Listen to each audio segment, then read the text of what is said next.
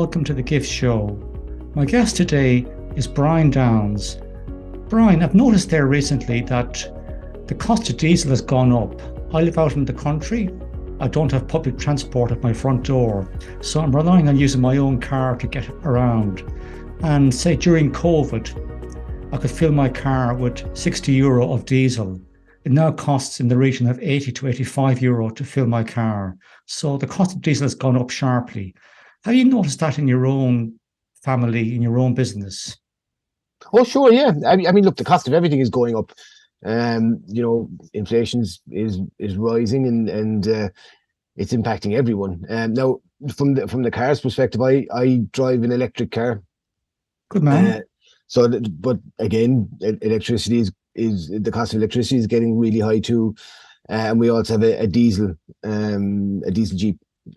So yeah, look, it is getting more expensive. I'm based in North Cork, so driving, doing a day trip to Dublin up and back, might have cost me 50 quid in diesel. Now it's costing maybe 70, 65. So it definitely shows. It definitely shows. Indeed. And how about public transport in your area? Have you seen an increase in train fares? I don't. I live in the middle of nowhere, so there's no buses, and I live in a very rural area. I do get trains now and again, and in fairness, they seem to have held their price. The train to Dublin is good value if you book early enough. From where I am, so that's a positive. When it comes to buses, things like that, I haven't a clue. I don't use them. Yeah, more than myself, I use the buses into Dublin the odd time and the train into Dublin from Maynooth. But other than that, I have to drive around the place. So certainly the cost of diesel has gone through the roof, and it's impacting the old cash flow, I suppose you could say. So of course. Yeah, trying to avoid doing short journeys in diesel cars. Otherwise, you just run yourself into trouble with them. Yeah.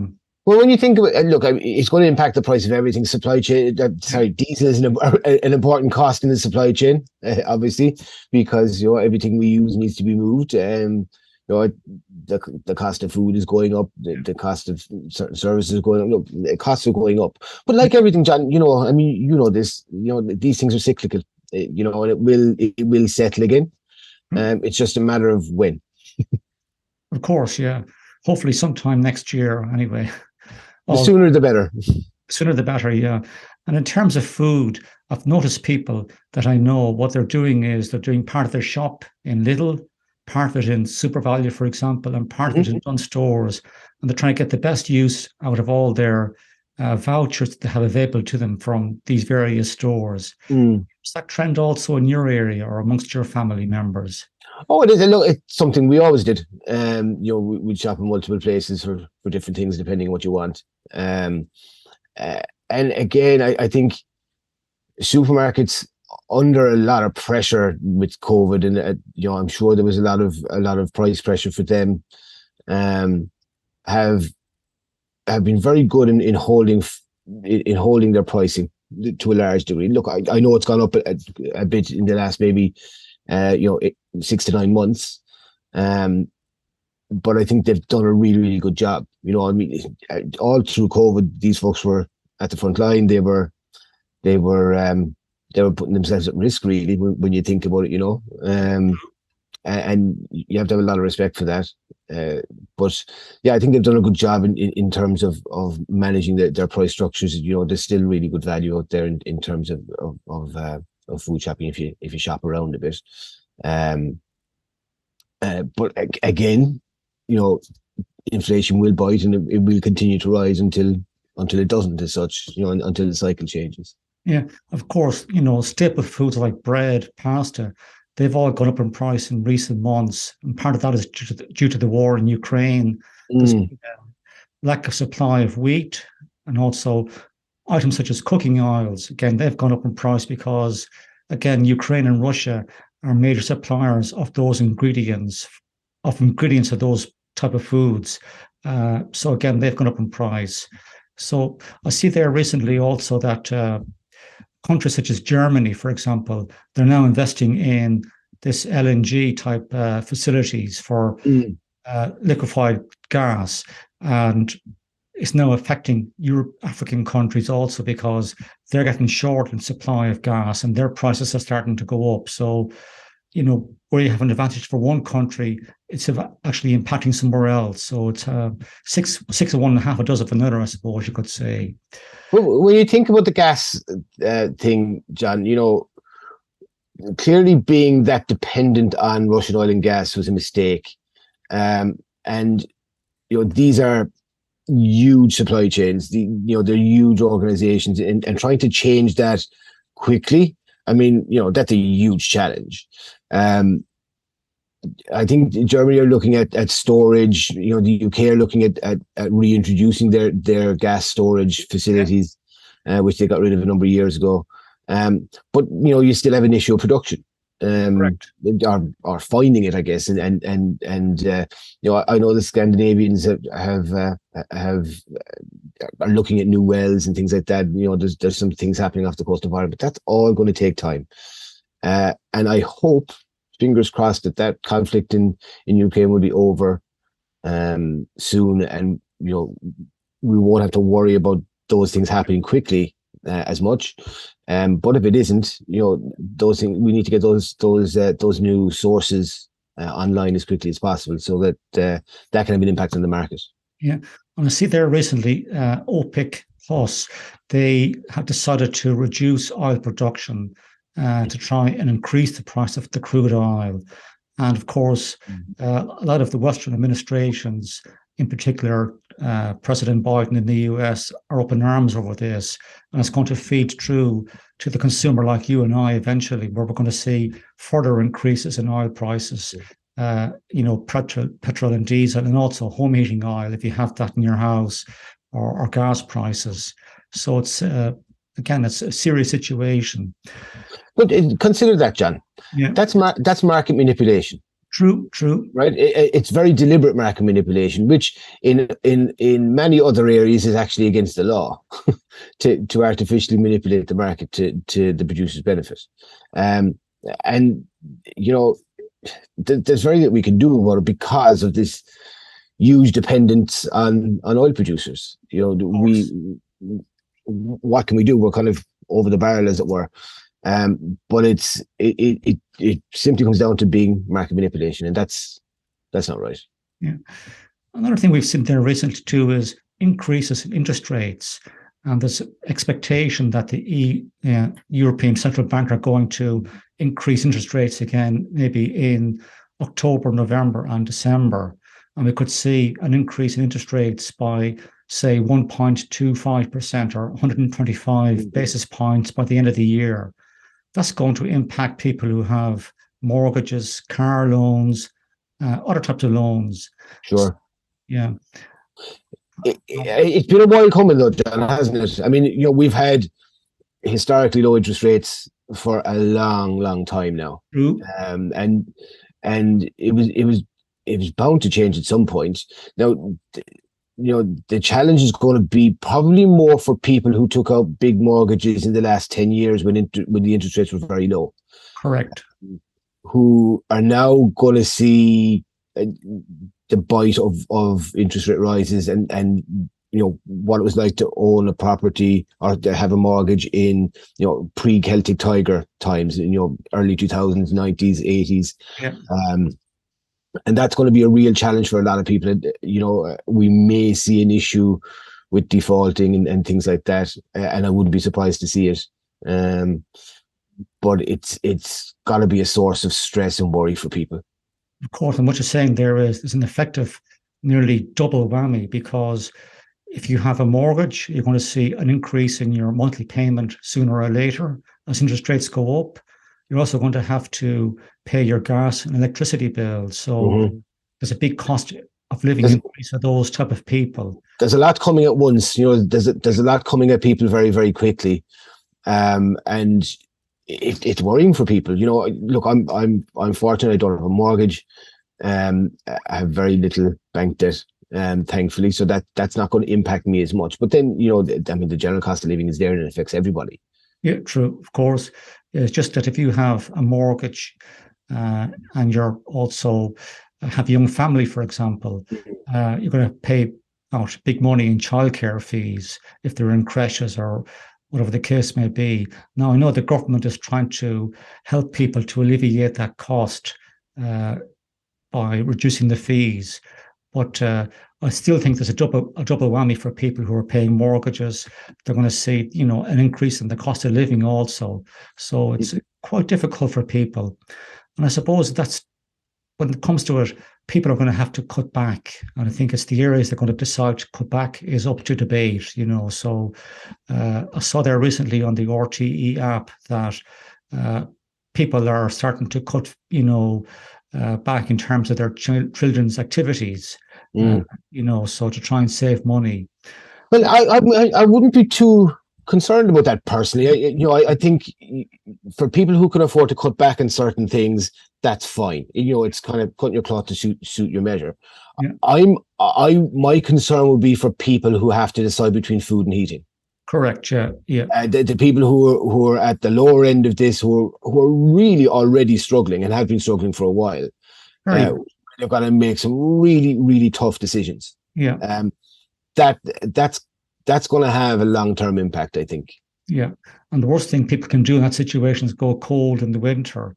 You might have to Oh, decide to go with maybe Tesco owned label food instead of the more premium labels to try and cut back in terms of outlay on food and other, healthcare products, for example. Uh, but sure, but I think governments can do more. I think they can do a hell of a lot more than what they're doing.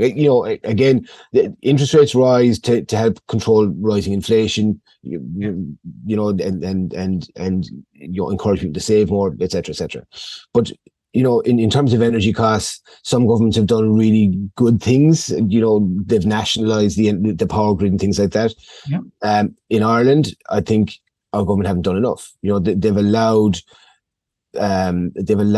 the energy costs to rise. We're seeing, I know ESB is a semi-state, but they're recording record profits as well. Like all of the energy companies that aren't heavily true. regulated haven't been nationalized. That's an issue. When people are struggling to pay their bills, and you've got companies returning, like the ESB. I may get the number wrong, but it was in the region of 600 million in the first half of the year as a return profit. I mean, that's huge, and unnecessary. And then you obviously look at the oil companies who, and a lot of corporates, they're returning record profits. Their profits are enormous, and they've had a windfall.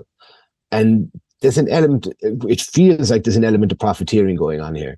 Yeah. That there's a lot of there are corporates that are taking advantage of the situation because it's reflecting in their record returns. So that would suggest to me that inflation may be driven at the kind of the more it's driven by corporates unnecessarily because their costs aren't rising at the same rate, and that's a big problem. And people are going to get tired of that, I would think, because it is being highlighted all over the place. It is being questioned, but politicians aren't doing enough to push on these people for whatever reason. I know what you're saying there. It's quite an intricate debate because when you think about the large, oil producing nations, you have Russia, Saudi Arabia, other Middle Eastern countries, you have Venezuela, for example. Mm. It's very hard for Western governments to impact strategy in terms of investment in new oil facilities in those countries.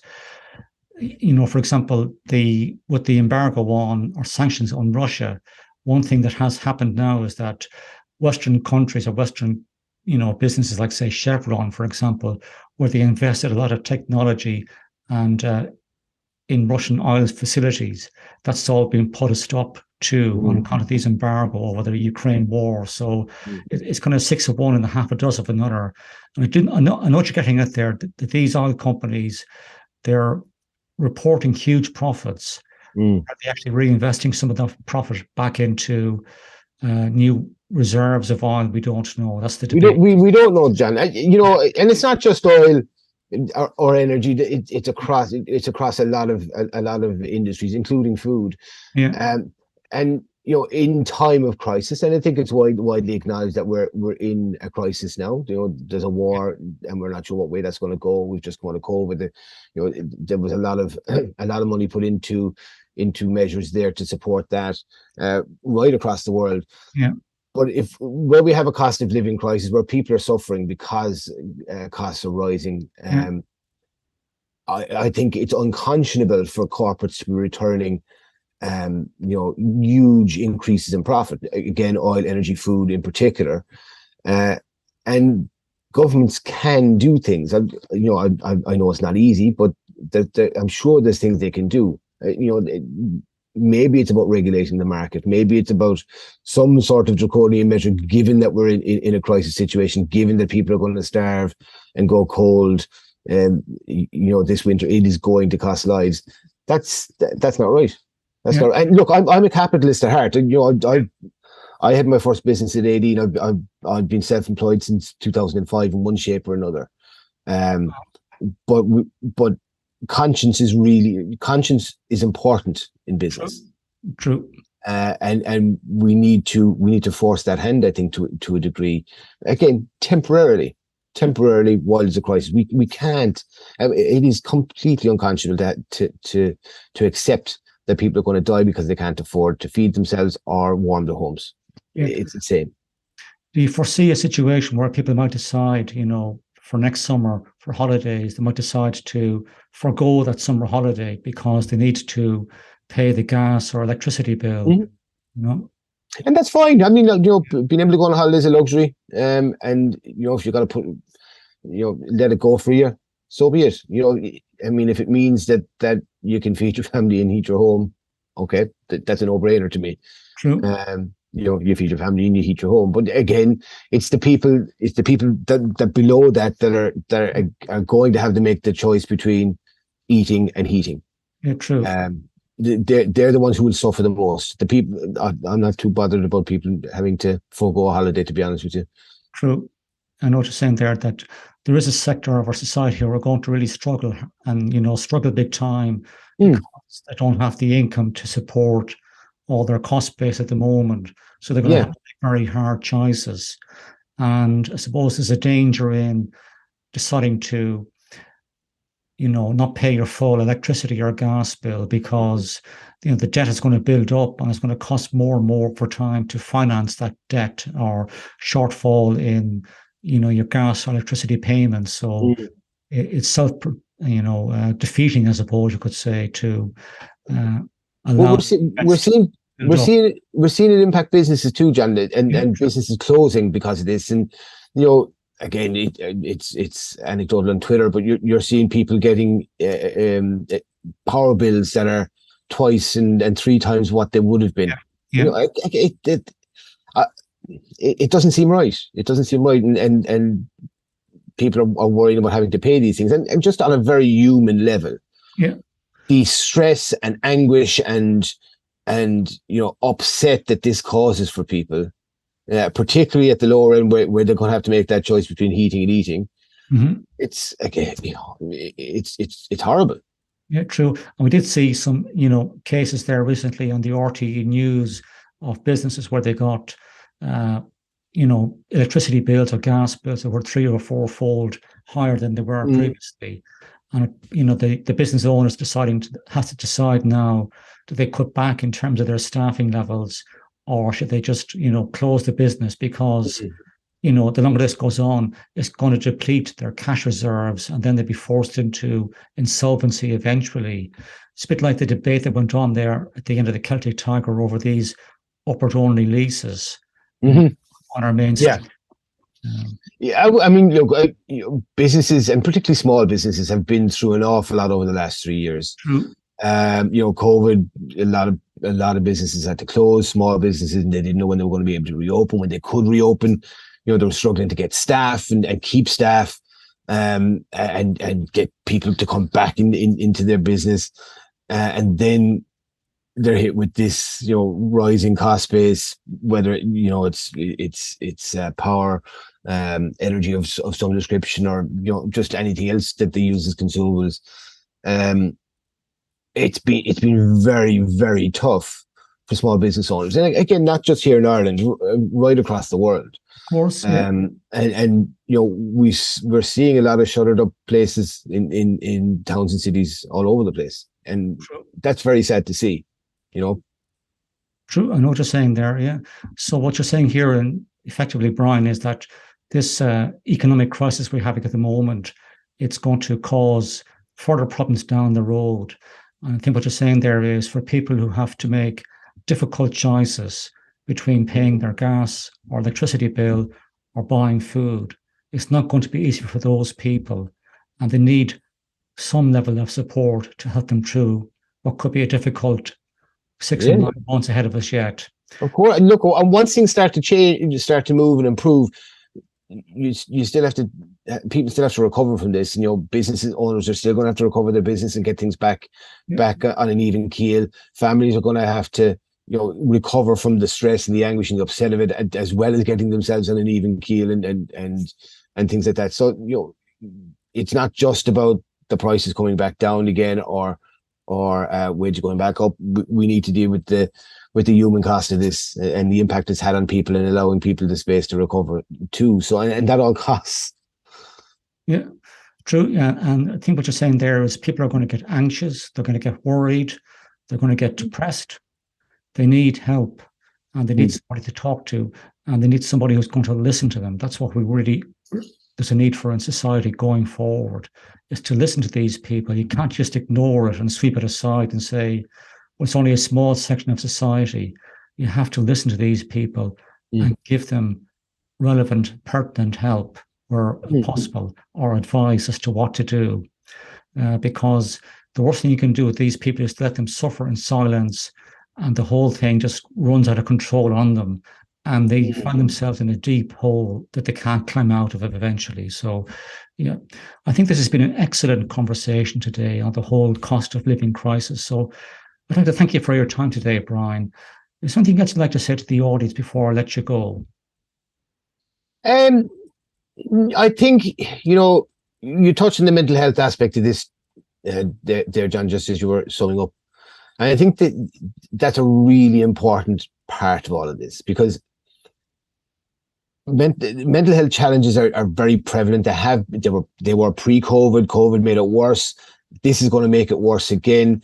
And people are going to struggle with different things, whether it's anxiety or depression or stress, or they develop some sort of a disorder. And we need to support that. Now, I think that comes in a number of ways, right? So governments need to do better. Mental health services in Ireland are shockingly poor. Unless you're fortunate enough to be able to pay for it privately, the services are appallingly bad. And that's not the fault of the practitioners and the people doing the work. It's the fault of the politicians and the funding and where it goes.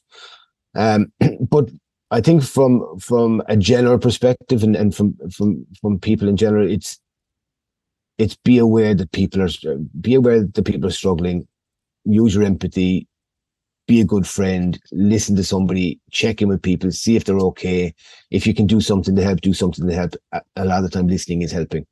But I think we need to be much more aware of the impact it's having on people, and we can all help with that. Yeah, of course. Yeah. So be an active listener, and where possible, give people pertinent, good advice. Yes, if you can, absolutely. Yeah. And on that note, I shall bring this episode of The Gift Show to a close. Thank you, Brian. Thanks, John. Thanks for having me. Appreciate it. You're very welcome.